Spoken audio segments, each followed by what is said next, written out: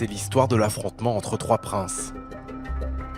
Trois souverains qui sont arrivés entre 2013 et 2015 à la tête des monarchies pétrolières les plus riches de la planète. L'Arabie Saoudite, le Qatar et les Émirats Arabes Unis. Une génération aux ambitions démesurées, qui rêve de prendre la direction du monde arabe. On a des gens qui pensent que ce pouvoir leur est donné éternellement. C'est clairement des enfants gâtés qui sont au pouvoir. La rivalité entre ces trois hommes a plongé le Golfe dans une crise sans précédent. Le plus jeune a 33 ans. Mohammed Ben Salman, dit MBS, gouverne l'Arabie Saoudite. Son passe-temps préféré, les jeux vidéo de combat. Mohammed Ben Salman vit dans une sorte de monde parallèle, comme un jeu, où l'on peut tout contrôler avec une manette, avoir le droit de vie ou de mort.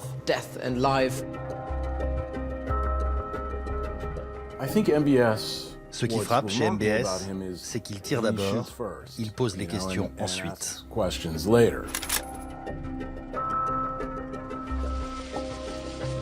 Accueilli comme un réformateur en Occident, l'homme fort de Riyad avait dévoilé sa brutalité dès son arrivée au pouvoir, en déclenchant une guerre sanglante au Yémen. Un conflit qui a déjà fait plusieurs dizaines de milliers de morts.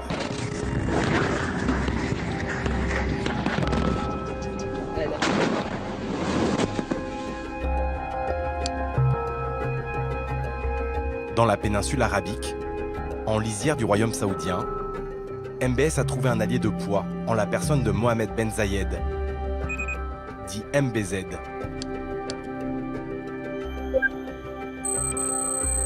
À 58 ans, le prince héritier d'Abu Dhabi dirige les Émirats Arabes Unis d'une main de fer. Mohammed Ben Zayed, c'est un militaire.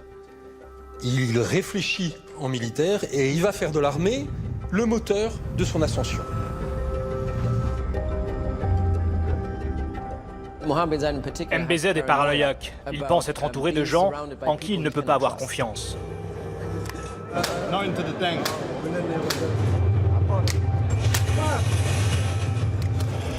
Afin d'asseoir leur hégémonie au Moyen-Orient, MBS et MBZ se sont désignés un ennemi à abattre. Ce voisin dérangeant est accusé de collusion avec des groupes islamistes et de liens trop étroits avec l'Iran.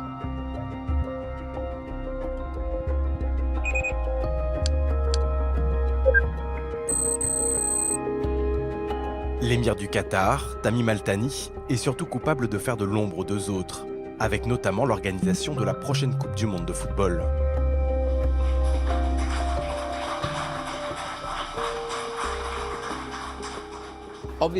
L'Arabie Saoudite et les Émirats Arabes Unis ne supportent pas que le Qatar ait obtenu la plus grande compétition sportive après les Jeux Olympiques, parce que ça blesse leur ego.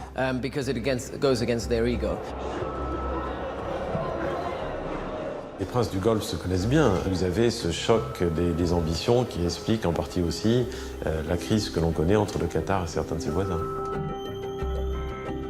Dans le Golfe, critiquer les familles royales reste un crime de lèse-majesté, passible de prison, voire de la peine de mort. Plus personne ne s'y risque depuis que le journaliste et dissident saoudien, Jamal Khashoggi, a été assassiné à Istanbul, dans le consulat du royaume. Son tort, avoir osé s'attaquer publiquement à MBS, le prince héritier d'Arabie Saoudite. Aujourd'hui, seuls les observateurs étrangers peuvent raconter librement ces querelles personnelles qui deviennent des affaires d'État et bouleversent le jeu politique mondial.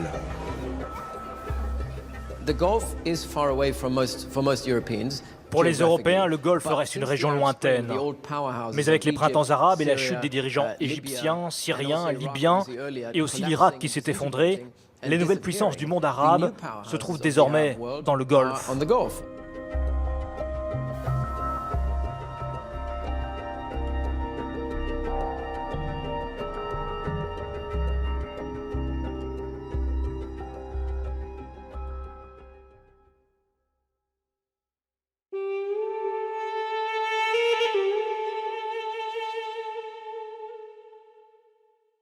Ce qu'on appelle les familles régnantes du Golfe, ce sont en réalité des tribus qui se sont imposées progressivement au XVIIIe, XIXe et XXe siècle. Ces familles vivent comme des bédouins, donc de manière assez austère, c'est-à-dire essentiellement du nomadisme, d'une petite agriculture, de la pêche, etc. La richesse se manifestait essentiellement par le nombre de chameaux, la prospérité de tel ou tel commerçant. Le point commun qu'il y a entre les différents pays du Golfe, c'est qu'effectivement, pendant longtemps, cette région a été une région relativement pauvre et qui n'est riche en fait que depuis 1973, la première crise pétrolière. Le changement a été évidemment assez rapide, voire brutal.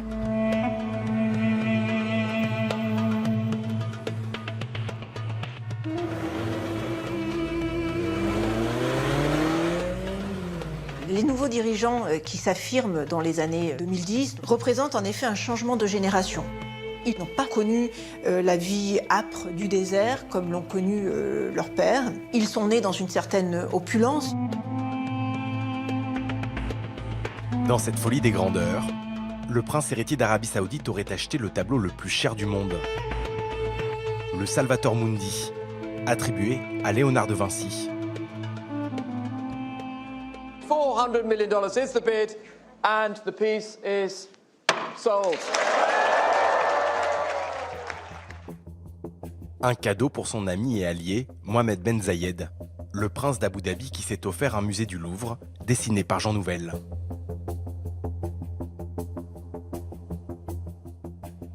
Le même architecte français a été choisi par la famille royale du Qatar pour concevoir le tout nouveau musée national de Doha.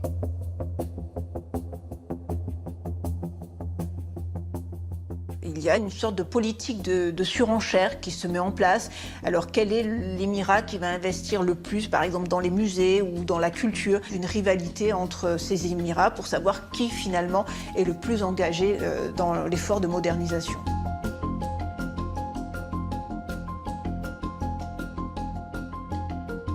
Ces villes savent très bien qu'un jour, le pétrole sera terminé et que désormais, elles ont besoin d'attirer des capitaux, elles ont besoin d'attirer de la publicité, elles ont besoin d'attirer des touristes. Il faut effectivement être la ville qui abrite l'immeuble le plus haut du monde, le gratte-ciel le plus fastueux, le plus prestigieux du monde, etc.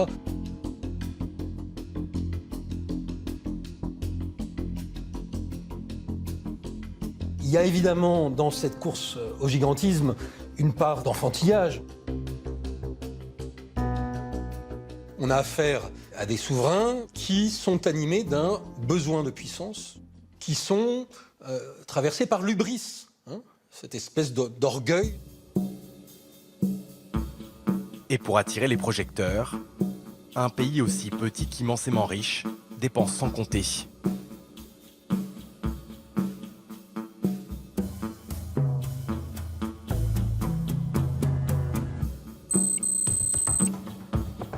C'est là que Tamim Al-Thani arrive au pouvoir en 2013. Ce passionné de sport hérite à 33 ans de l'organisation de la compétition de foot la plus regardée au monde. We are very proud that we're going to be hosting the World Cup in 2022. This World Cup is for all the Arabs, not for Qatar. If it was for Qatar, it will not be successful. We said that this whole World Cup is for all the Arabs, and that's why we're successful. It's a big challenge.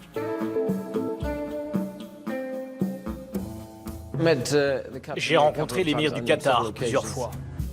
C'est un sportif, un vrai compétiteur. Il joue au tennis, il adore le foot. La famille royale et Tamim en particulier sont dingues de sport. Leur investissement dans le PSG à Paris n'est pas anodin. Tamim assiste même au match, tellement il aime ça. Bonjour, allez au Qatar. Grâce à la rente pétrolière et gazière, les Qataris se sont offerts le club du Paris Saint-Germain et les joueurs les plus chers de la planète. Un moyen de faire la promotion de ce pays de seulement 250 000 citoyens.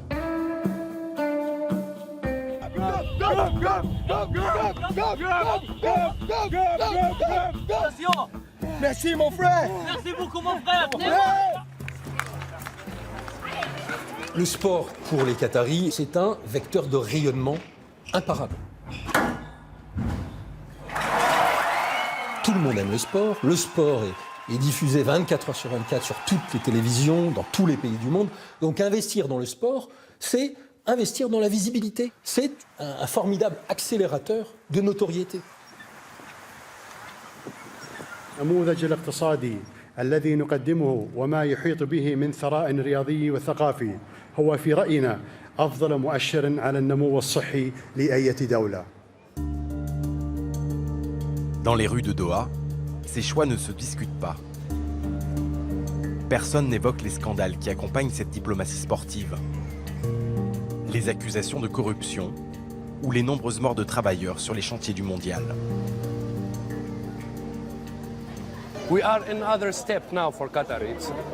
Nous avons franchi un cap. Le Qatar est le premier pays arabe qui va accueillir la Coupe du Monde. Nous, un petit pays qui n'a pas de longue histoire, contrairement à l'Arabie Saoudite. Alors bien sûr, tous les Arabes nous envient.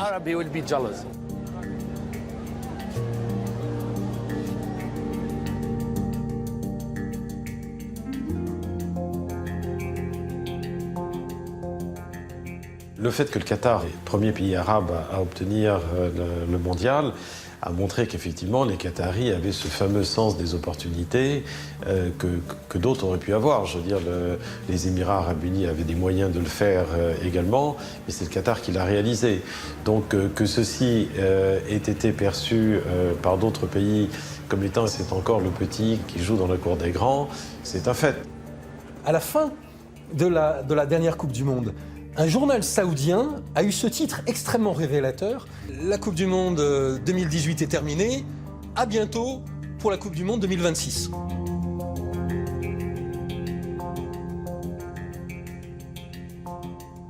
Sous-entendu, la Coupe du Monde 2022 n'existe pas. Donc cette anecdote montre bien que la perspective de cette Coupe du Monde en 2022 est quelque chose d'assez difficile à accepter pour les élites politiques à la fois saoudiennes et émiriennes. Les dirigeants des pays voisins ne supportent plus de devoir regarder les matchs sur les chaînes qataries. Ils se sont donc attaqués à l'un des symboles de l'économie sportive, voulu par Tamim Al-Thani.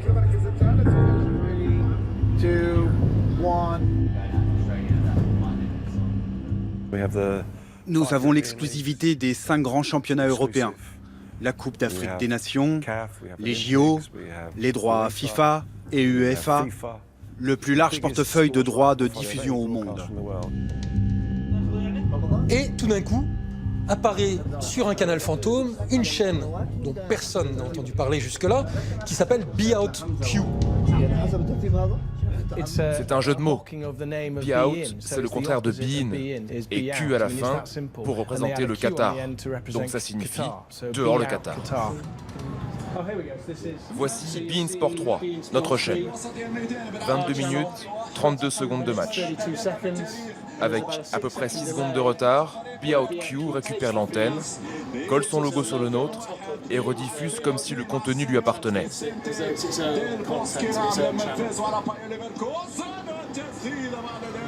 La NBA, la finale du Super Bowl, tous les sports imaginables sont piratés.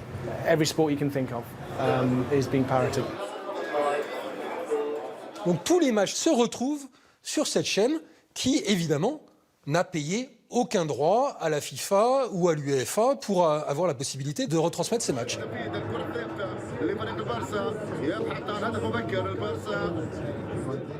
Là, c'est une publicité qui se moque de Be In Sport. Elle montre les bureaux de Be In avec une foule qui manifeste devant. À l'intérieur, vous voyez une caricature d'un dirigeant de Be In Sport, un nabab entouré de billets de banque. Quand soudain, surgit une voiture qui promeut Be Out Q.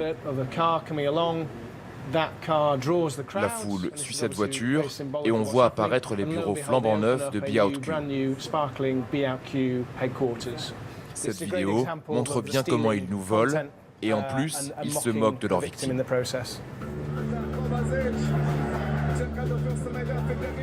ne sait pas exactement qui est derrière, mais ce sont des Saoudiens. Le piratage vient d'Arabie Saoudite. Ils vendent des publicités en monnaie saoudienne. Leur chaîne est largement diffusée en Arabie Saoudite, dans les cafés, les espaces publics. Et le signal passe par Arabsat, une entreprise dont l'actionnaire principal est l'État saoudien. La chaîne réclame 1 milliard d'euros de dommages et intérêts. En parallèle, le Qatar a porté plainte devant l'Organisation mondiale du commerce. Les championnats européens ont tous porté plainte en disant il faut que ça s'arrête. Mais les Saoudiens et les Émiriens n'en ont rien à faire.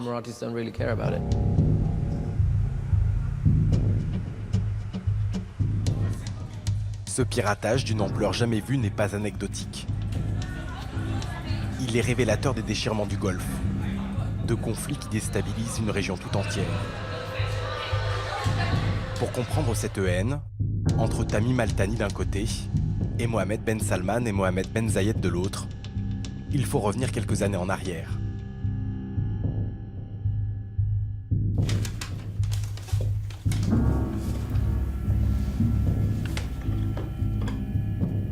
Le vrai point de rupture dans la région, ça a été les printemps arabes.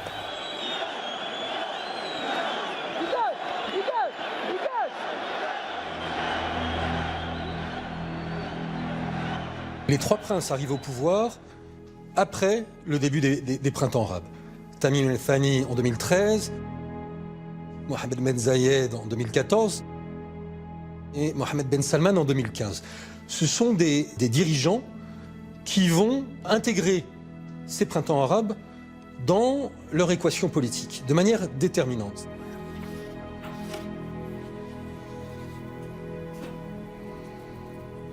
Quand le printemps arabe commence, les trois pays, l'Arabie Saoudite, le Qatar et les Émirats, le premier réflexe des dirigeants, ça a été d'augmenter les salaires de tous les fonctionnaires. Ces monarchies conservatrices veulent maintenir le statu quo. Elles incarnent le statu quo. Elles ne veulent pas que les choses changent. Le changement, c'est dangereux pour ces dirigeants qui n'ont pas été élus démocratiquement. Le mouvement de révolte qui se lève dans le monde arabe va profondément diviser les monarchies du Golfe, en total désaccord sur les réponses à lui donner.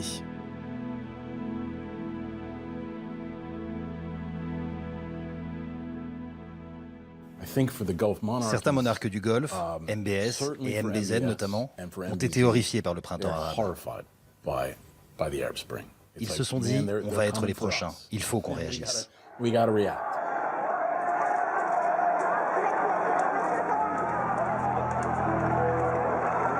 Le Qatar ne s'est pas senti menacé par le printemps arabe, principalement parce que c'est des trois pays celui qui est le plus petit en termes de population.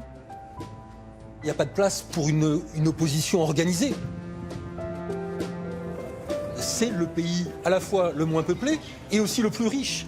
Le pays qui a le PIB par habitant le plus élevé de la planète, c'est le Qatar. Donc évidemment, la motivation à contester le pouvoir de la famille Al-Thani est extrêmement faible, pour ne pas dire inexistante.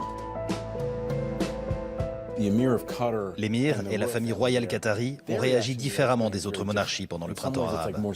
Ils se sont dit, c'est une énorme vague qui va tout submerger. Il faut aller dans son sens. C'est la seule manière de s'en sortir, car on ne peut pas l'affronter. Et pour influer sur le cours de l'histoire, le Qatar dispose d'un instrument unique. La chaîne d'information la plus regardée du monde arabe.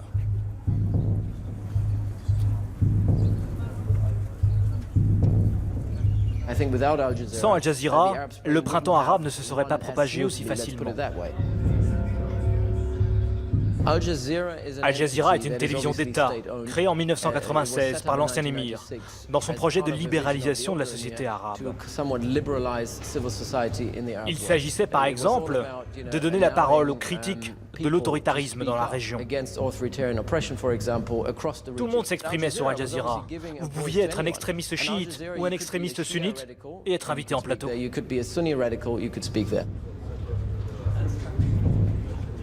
الضباط والجنود الذين يستطيعون أن يقتلوا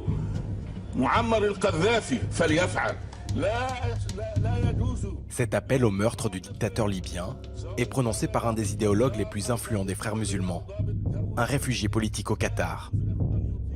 Donc le sentiment a été que Jazeera cherchait à donner de plus en plus la parole aux opposants au sein du monde arabe, et notamment aux frères musulmans.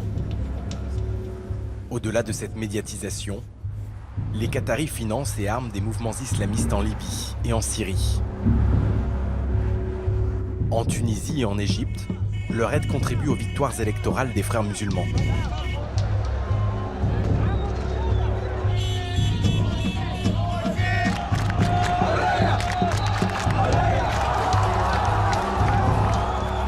Saoudiens et Émiriens voient leurs pires ennemis accéder au pouvoir et vont tout faire pour les renverser.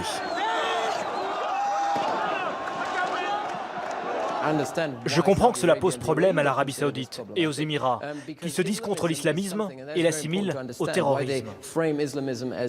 L'islam politique est la principale force d'opposition au régime autoritaire et aux dictateurs nés du nationalisme arabe dans les années 60. Et donc, endiguer l'islam politique et l'islamisme est la priorité absolue de MBZ et MBS, car ce sont des forces qu'ils ne contrôlent pas.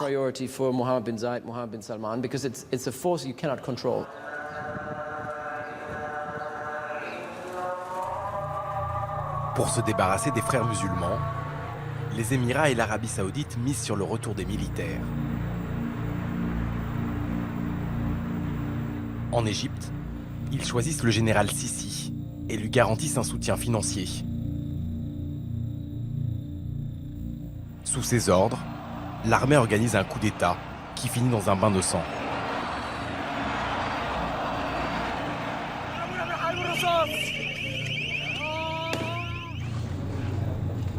Pour marquer sa revanche sur le Qatar, le régime égyptien condamne une équipe d'Al Jazeera à 3 ans de prison. Et c'est comme ça que les clivages se sont exacerbés au sein de la péninsule, entre Qatar et l'Arabie Saoudite et les Émirats Arabes Unis.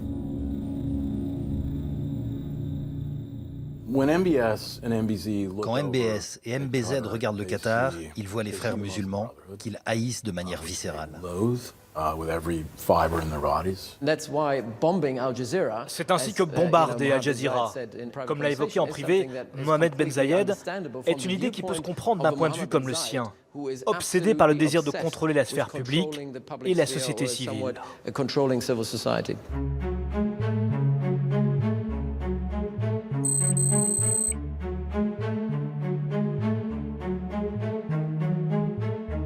Aux Émirats Arabes Unis, on assiste à la concentration extrême des pouvoirs entre les mains du prince héritier d'Abu Dhabi, qui a mis au pas tous ses frères.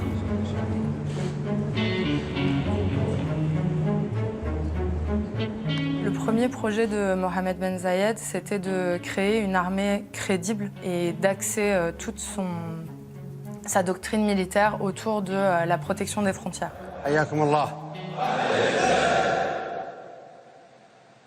أنا جدا سعيد اليوم بوجودي معاكم يا إخوان.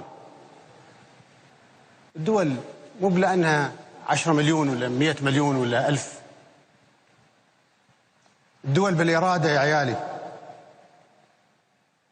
ولا تستهينون بإرادة الرجال.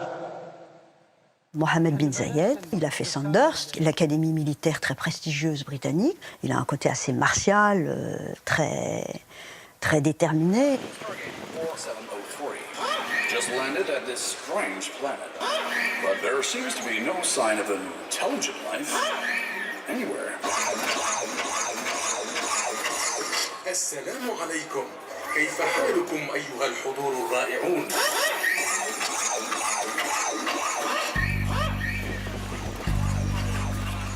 Fasciné par les nouvelles technologies militaires, Mohamed Ben Zayed organise tous les 2 ans un salon devenu la plus importante foire aux armements de la planète.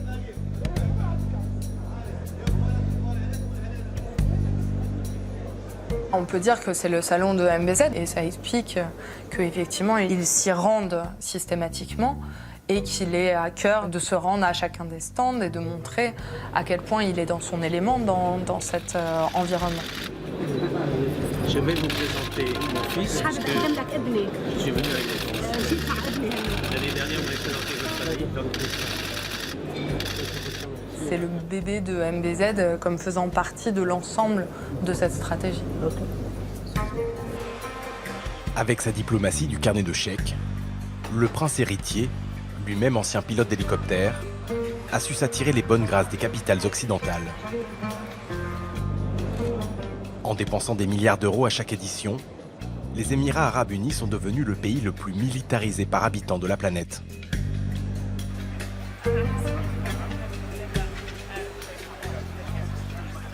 Aux Émirats, on compte un char de combat pour 2100 personnes. En France, on a un char de combat pour 250 000 personnes. Un arsenal que le prince aime exhiber dans des démonstrations de force. L'objectif est d'impressionner les états-majors du monde entier.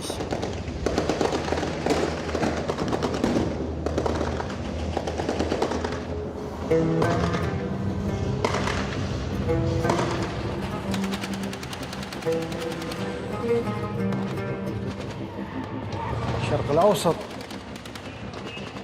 منطقة فيها كثير من الأحداث تحاول دائما ترسل رسالة إيجابية للعالم. الشرق الأوسط ممكن يطلع منها خير ونحن موجودين.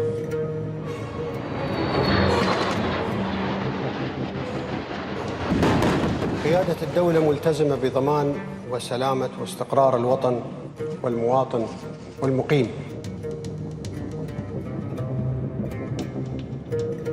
On voit le vrai visage d'MBZ en tant que prince qui veut rayonner par-delà les frontières et veut devenir un leader charismatique au sein du monde arabo-musulman. Ce que certains appellent le souhait de créer la nouvelle Sparte du Moyen-Orient, c'est-à-dire c'est une façon de se faire respecter dans la région.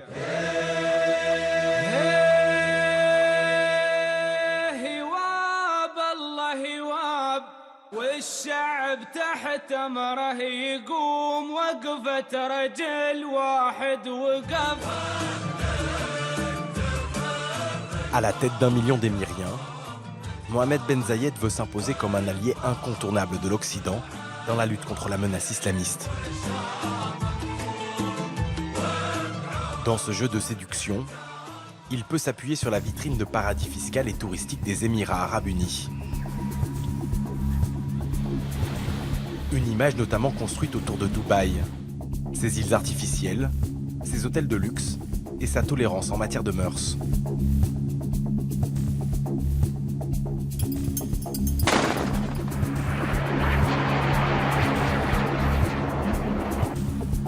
À chaque visite de chef d'État, le prince héritier d'Abu Dhabi sort le grand jeu, avec parade militaire aux couleurs des invités. Sous couvert de modernité, de libéralisme, Mohamed Ben Zayed a reçu en grande pompe le pape. Donc c'est la première fois qu'un pays de la péninsule arabique accueille sa sainteté le pape. Donc tout ça, ça va dans le sens de on est ouvert au monde, aux religions, à tous les cultes. Et ça ne l'empêche pas, chez lui, de régner d'une main de fer.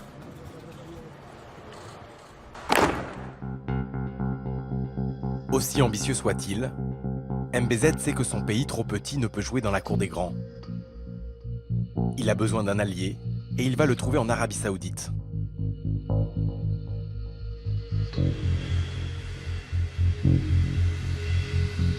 Mohamed Ben Zayed a vu l'arrivée au pouvoir de MBS, Mohamed Ben Salman, comme une formidable opportunité. Une opportunité parce que le nouveau dirigeant saoudien partage le même projet politique que celui des Émirats arabes unis, c'est-à-dire la modernisation autocratique. Ils ont développé une relation de maître à élève, avec MBZ en maître et MBS en élève. Leur ambition, faire passer l'Arabie Saoudite du Moyen-Âge au XXIe siècle, en prenant les Émirats pour modèle.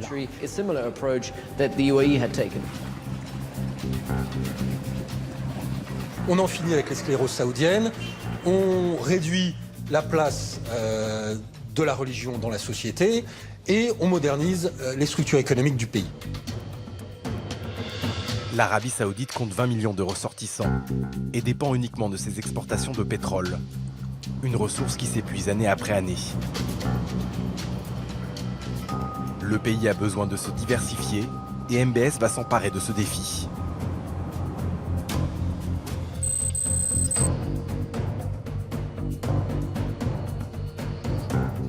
C'est un grand costaud, dynamique. Quand il rentre dans une pièce, tout le monde se retourne. Et il est extrêmement ambitieux.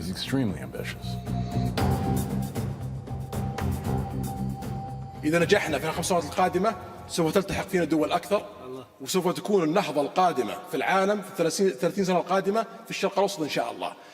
هذه حرب السعوديين، هذه حربي اللي أخوضها شخصيا، ولا أريد أن أفارق الحياة إلا وأرى الشرق الأوسط في مقدمة مصاف العالم، وأعتقد أن هذا الهدف سوف يتحقق 100%.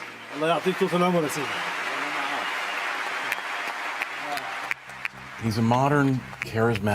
C'est quelqu'un de moderne et de charismatique. Il regarde les femmes dans les yeux, il leur serre la main, il est très direct. Tout cela plaît énormément en Occident. Dans la Silicon Valley, il a rencontré les dirigeants des grandes sociétés. Lors de son séjour, il a bluffé tout le monde.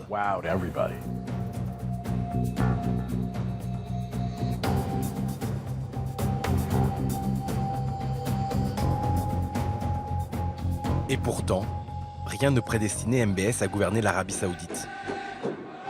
En 2015, son père Salman devient roi à l'âge de 79 ans. C'est l'un des derniers fils vivants d'Ibn Saoud, le fondateur de l'État saoudien.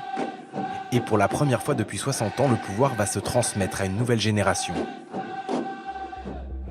MBS est le fils préféré, et dans l'ombre, il va éclipser tous ses concurrents.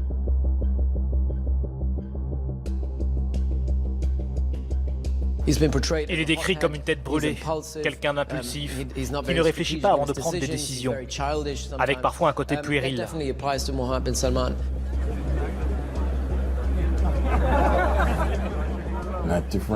Ça le différencie de ses prédécesseurs, qui étaient des vieux somnolents, à l'air détaché, ou des autres membres de la famille installés à Monte-Carlo ou des villes du même style.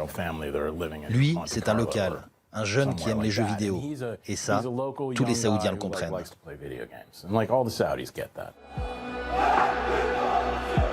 À seulement 29 ans, MBS devient le plus jeune ministre de la Défense au monde. Et dès son arrivée aux manettes du pouvoir, son regard se tourne vers l'ennemi de toujours.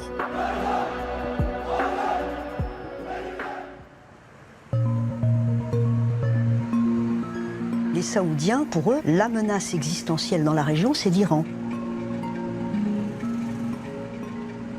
احنا هدف رئيسي للنظام الايراني، الوصول لقبلة المسلمين هدف رئيسي للنظام الايراني، لن ننتظر حتى تصبح المعركة في السعودية، بل سوف نعمل لكي تكون معركة لديهم في ايران وليس في السعودية.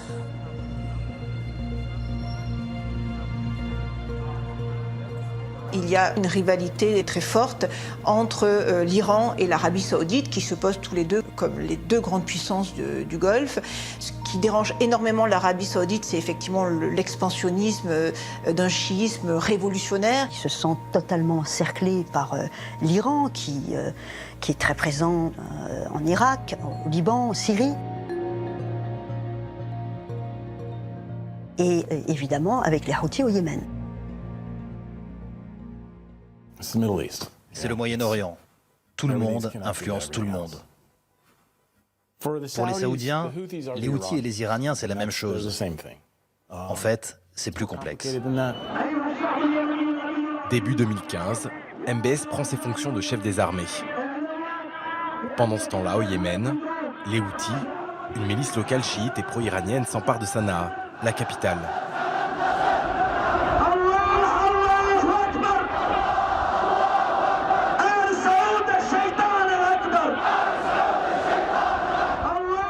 Le prince héritier, Mohammed Ben Salman, considère que l'Iran est à la frontière sud du royaume. Quand Mohammed Ben Salman décide d'intervenir au Yémen, l'idée c'était de marquer d'un grand coup son arrivée au pouvoir en montrant que Sous son égide, l'Arabie Saoudite n'est pas un pays sur les pieds duquel on marche. بلا شك انه الحرب اللي قامت ما كانت خيار بالنسبه للمملكه العربيه السعوديه، كان يعني امر لابد ان نقوم فيه، ولا بيكون السيناريو الاخر سيناريو اسوء بكثير. بدليل أن الحوثي وصالح لا زالوا عندهم أسلحة، مخزون أسلحة. نستطيع أن نجتث الحوثي وصالح في أيام قليلة.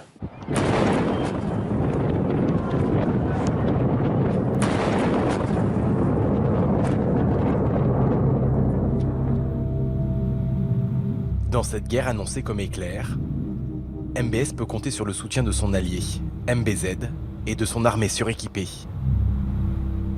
L'intervention émiratie au Yémen, ça leur a permis de montrer, d'exhiber leur puissance militaire aux yeux du monde entier.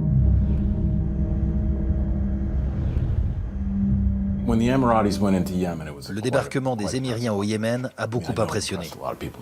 Même au Pentagone, ils étaient surpris, en mode « Waouh, ils y ont été, pas mal. Peut-être que ça va pas tourner si mal. » Je pense qu'ils ont vite changé d'avis.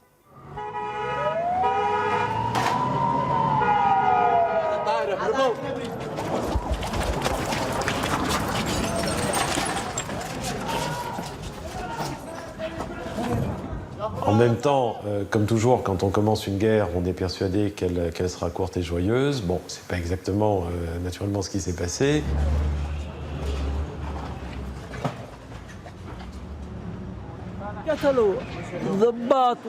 Ils tuent des soldats, des civils, des policiers, des gens du peuple. Ils visent des universités. Le régime saoudien tue des étudiants. Ce sont eux les terroristes. Ils peuvent bombarder Sanaa jusqu'à faire jaillir du pétrole. On ne se rendra jamais.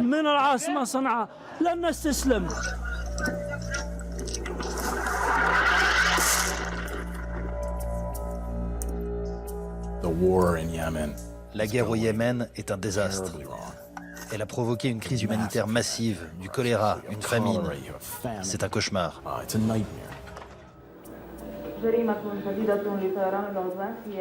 Et c'est inextricable quand même, c'est un bourbier, c'est un peu le Vietnam des Saoudiens, hein. C'est avec leur allié émirati.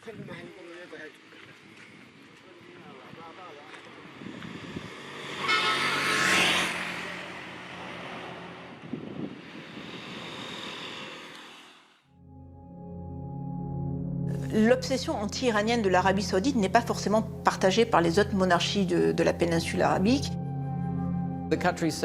Les Qataris ont refusé de s'impliquer au Yémen. Leur armée a accepté d'appuyer les Saoudiens dans la protection de leur frontière sud avec le Yémen. Mais ils n'ont pas participé au bombardement. Ils n'ont pas envoyé de troupes au sol. Du coup, le Qatar est considéré par l'Arabie saoudite et Abu Dhabi comme étant beaucoup trop proche du régime de Téhéran. Le Qatar et l'Iran partagent un gisement de gaz offshore qui est au nord du Qatar, un gisement sous-marin. Et inévitablement, cela nécessite une forme de coordination avec l'Iran. Le Qatar ne peut pas se permettre de déclencher une crise ouverte avec l'Iran parce que ce serait mettre en danger son coffre-fort. Leur relation avec l'Iran est pragmatique. La base du Qatar, ce sont ses ressources en énergie. Ils sont obligés de discuter logistique avec l'Iran. Ils n'ont pas le choix. Ces désaccords sur l'Iran se cumulent avec les tensions issues du printemps arabe. Dans le Golfe, le Qatar de Tamim Al-Thani se retrouve de plus en plus isolé. Tout cela oppose le Qatar de manière frontale à MBS et MBZ. Cet antagonisme va provoquer une crise profonde entre les monarques de la région.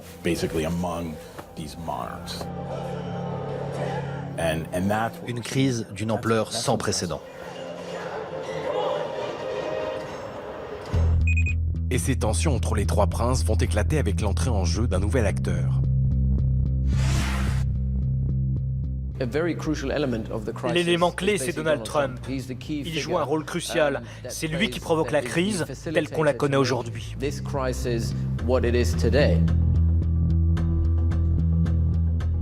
Les liens entre Donald Trump et le camp pro-saoudien, il y a des liens économiques. On sait que Donald Trump a un golf aux Émirats Arabes Unis. Beaucoup de membres de l'équipe de campagne de Trump avaient investi aux Émirats.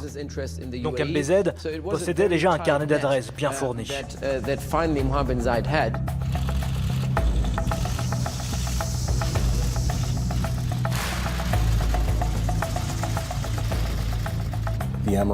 Les Émiriens ont beaucoup de poids à Washington, tout comme les Saoudiens. Et là-bas, ils travaillent main dans la main. Les Émirats Arabes Unis ont eu cette intuition assez remarquable que Donald Trump était un homme avec une culture géopolitique plutôt sommaire et qu'il y avait une possibilité pour eux de modeler sa vision de la région. Beaucoup de cercles de réflexion, de cabinets d'analyse géopolitique aux États-Unis ont reçu de l'argent des Émirats Arabes Unis pour donc influencer, peser sur les options, sur les orientations de la Maison-Blanche et de Donald Trump. A man that I've known, very special person, highly respected, and loves his country. I can tell you that, loves his country. And I think loves the United States, which to us is very important. Thank you very much for coming. It's my honor to be here. Thank you, sir. Sur le Moyen-Orient, Trump était très flou. Il n'avait pas de programme précis. MBZ a perçu une opportunité d'influencer la politique américaine au Moyen-Orient et envers le Qatar. À Washington, les lobbies émiriens et saoudiens ciblent dans l'entourage du président un homme en particulier. Le lien entre les États-Unis et l'Arabie Saoudite, c'est Jared Kushner. Jared Kushner, c'est le gendre de Donald Trump, un trentenaire totalement inexpérimenté dans les affaires proche-orientales. C'est l'allié objectif de MBS et d'MBZ. Hein. C'est vraiment l'équipe infernale.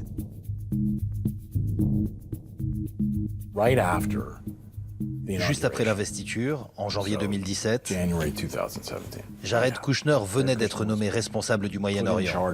Voilà, c'est ton portefeuille. Alors, Jared prend une carte du Moyen-Orient, l'étale sur la table et se demande où on en est au Moyen-Orient. Qu'est-ce qui se passe? L'Irak, le Liban, la Syrie, on les a perdus. L'Iran les tient. C'est qui nos amis? Avec les pays de la région, les partenaires traditionnels ont toujours été notamment l'Arabie Saoudite et les Émirats Arabes Unis. Ils décident de tout faire pour renforcer ces deux piliers et s'en prendre à l'Iran.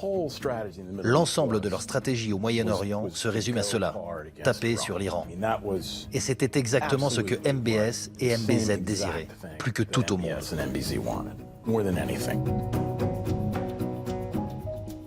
Le président Trump décide alors avec Jared que son premier voyage officiel sera en Arabie Saoudite. Le roi Salman, gardien des lieux saints, accueille le président américain Donald Trump au palais de Yamama.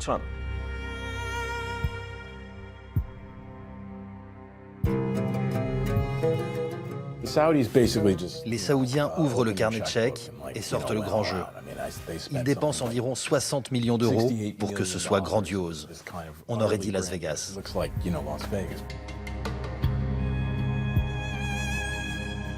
Une visite pleine de pompe, de solennité, avec un tapis rouge déroulé sous les pieds du président de la première puissance mondiale, une illumination de la façade du Ritz-Carlton où était hébergée la délégation américaine avec le drapeau américain, le drapeau saoudien.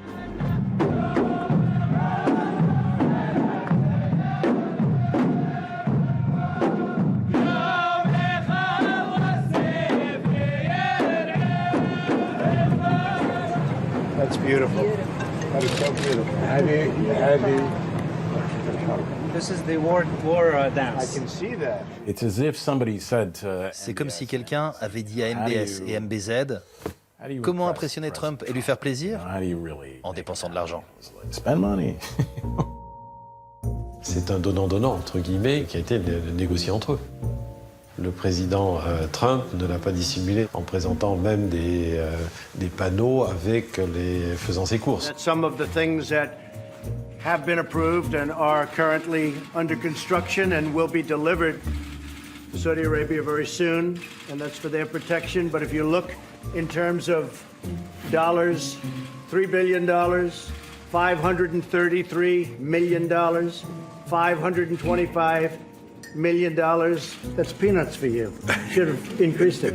Il y a quelque chose d'un peu obscène, un peu outrancier dans cette scène, mais elle en dit long sur la conception extrêmement marchande que Trump a de la diplomatie. That's why we are here today, to be sure that we've tackled all the opportunities and achieve it, and also get rid of all the threats facing our both countries and the whole world. So I'm very glad to be here today. Thank you, Mr. President. La teneur de leur discussion à l'époque, c'était « Le Qatar est un problème. Il finance des groupes que nous n'aimons pas et ils sont proches de l'Iran. Nous n'apprécions pas cela, et vous non plus. Alors qu'est-ce qu'on fait ?» Trump, pas très au fait de ce qui se passait, aurait répondu « Si vous pouvez régler le problème, allez-y ». Et cette réponse, aussi vague soit-elle, a été perçue par MBS et MBZ comme un feu vert pour passer à l'action contre le Qatar.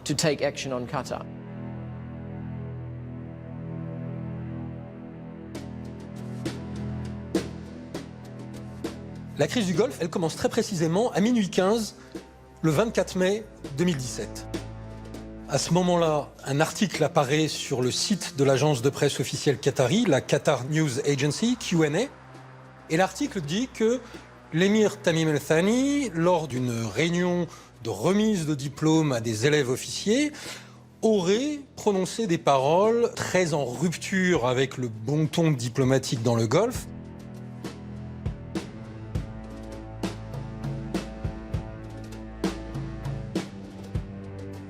Cet article était un faux, c'était le résultat d'un piratage, d'une cyberattaque.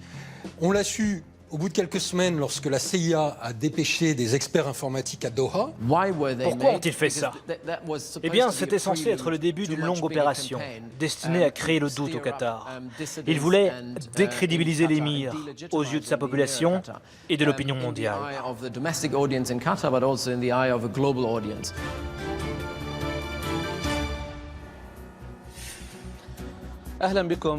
Bienvenue dans notre journal du soir consacré à l'analyse des propos de l'émir du Qatar, le cheikh Tamim Al Thani.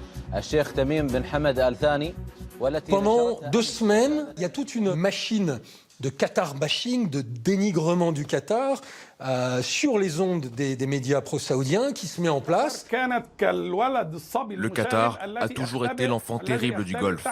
Les autres pays de la région, qui eux respectent le droit et les relations historiques, ont essayé de l'orienter dans la bonne direction. Mais le Qatar a révélé son vrai visage, celui d'une source de financement des terroristes.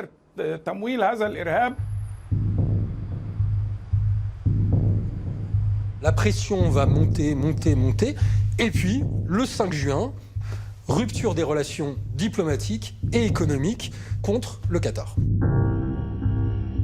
La seule frontière terrestre du Qatar, c'est avec l'Arabie Saoudite. Les Saoudiens l'ont fermée aux personnes et aux marchandises. Plus rien ne pouvait entrer ou sortir du Qatar.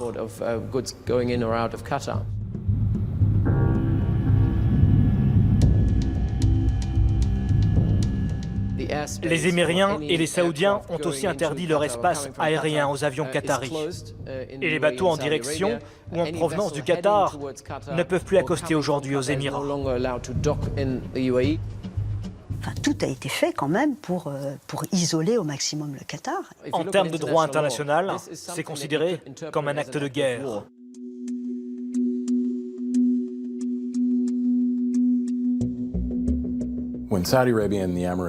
Quand les Saoudiens et les Émiriens ont mis en place le blocus, je peux vous assurer qu'au Pentagone, beaucoup ont craint que ce ne soit le prélude à une invasion, qu'ils allaient déclencher une guerre. Le problème, le drame, c'est qu'à l'époque, Trump a beaucoup soutenu l'Arabie Saoudite et les Émirats Arabes Unis dans ses accusations. The nation of Qatar, unfortunately, has historically been a funder of terrorism at a very high level. nations came together and spoke to me about confronting Qatar over its behavior.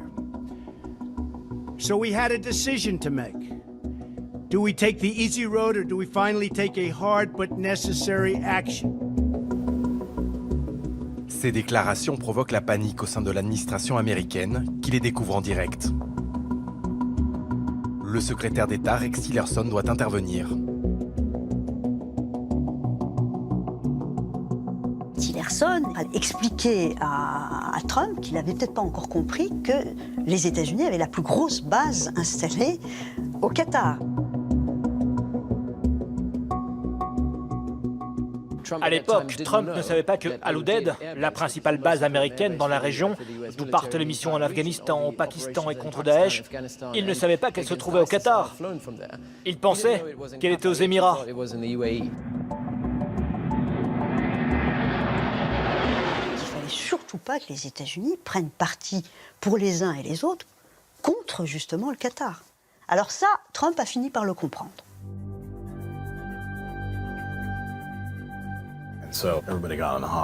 Tout le monde s'est mis à appeler les princes pour leur dire de se calmer. Les mots exacts qu'on m'a rapportés, c'est qu'on a appelé les Saoudiens, on a appelé MBS pour lui dire « Ce n'est pas le moment de déclencher une guerre ».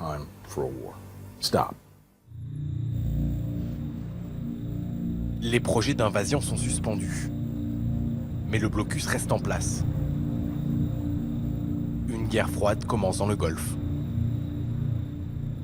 بطبيعة مجتمعنا وشعبنا وكما تعلمون الحياة في قطر تسير بشكل طبيعي منذ بداية الحصار وقد وقف الشعب القطري تلقائيا وبشكل طبيعي وعفوي دفاعا عن سيادة وطنه واستقلاله.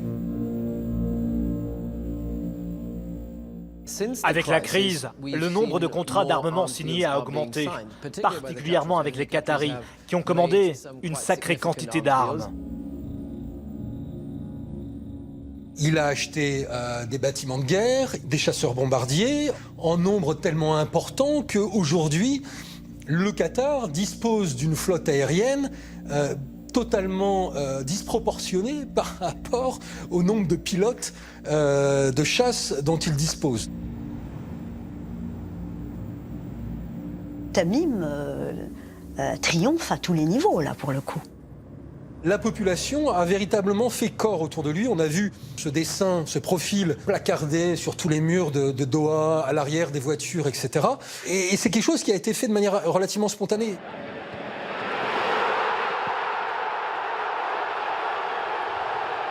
Cet embargo a fait de lui une vraie figure nationale, un homme d'État. Donc ça, c'est un échec cuisant pour Abu Dhabi et Riyad, quand même. Dans le rôle de la victime, Tamim Al-Thani ressort grandi de la crise. L'émir s'y engage. Ni l'embargo, ni les accusations d'exploitation des travailleurs n'empêcheront la tenue de la Coupe du Monde en 2022.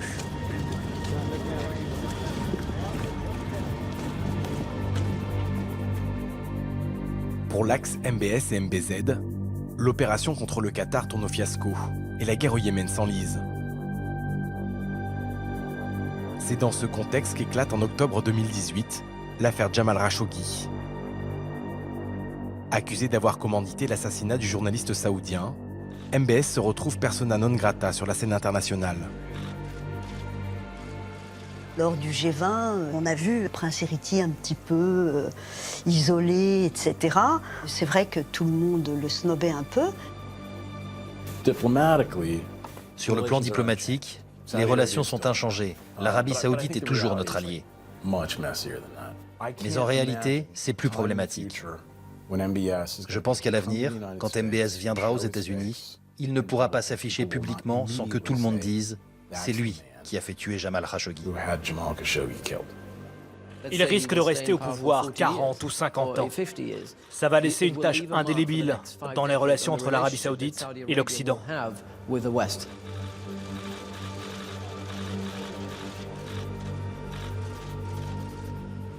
quand tout à coup, Vladimir Poutine est arrivé et a fait ce fameux top-là à MBS.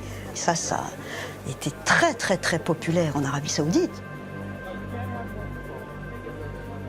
Il y a une très, très bonne relation entre la Russie de Poutine et l'Arabie du roi Salman et les Émirats arabes unis de MBZ. Hein.